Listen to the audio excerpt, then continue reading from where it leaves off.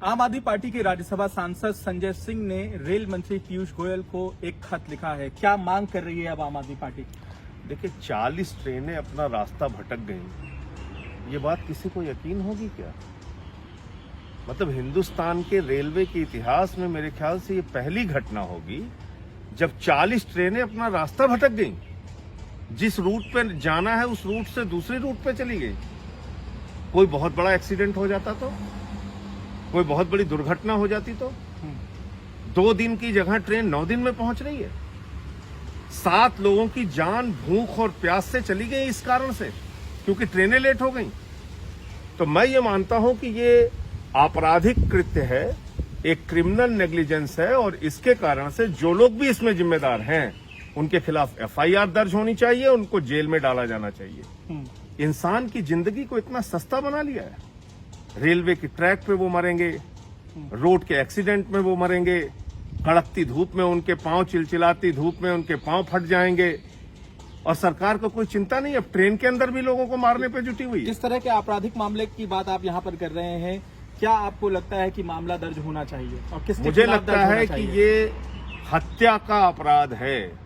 7 लोगों की जो जान भूख और प्यास से गई है, ये एक आपराधिक कृत्य है, और आपराधिक कृत्य होने के कारण उन लोगों की जान गई है, उनकी एक प्रकार से ये हत्या हुई है। ऐसे में तो सवाल ये भी खड़ा हो रहा है कि ट्रेन में क्या पर्याप्त खाने पीने का इंतजाम मजदूरों के लिए नहीं किया गया? सिर्फ कितने दिन का करेगा? तो जिम्मेदारी एक मिनट, कितने दिन का करेगा?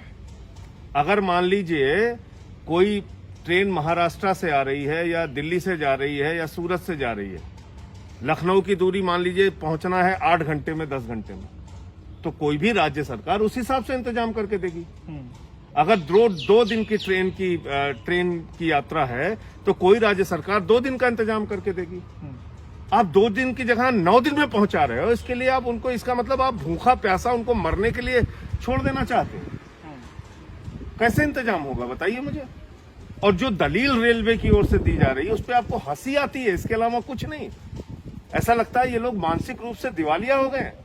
कह रहे हैं साहब ट्रेनें ज्यादा हो गई थी इसलिए रूट डाइवर्ट कर दिया। कोई मानेगा इस बात को? ये लोग समझदार हैं कि पढ़े लिखे बेवकूफ हैं? आप मुझे जरा बताइए, जिस समय हजारों ट्रेन रेलवे की चलती हैं ट्रैक पे, उस समय ज्यादा बिजी नहीं रहता है, उस समय ट्रेनें सही समय पे पहुंच जाती हैं, उस समय ट्रैक बिजी नहीं रहता है। और जब कम ट्रेनें चल रही हैं, 100-200 ट्रेनें चल रही हैं, तो रेलवे ट्रैक बिजी है। ठीक है, ये कोई मानेगा?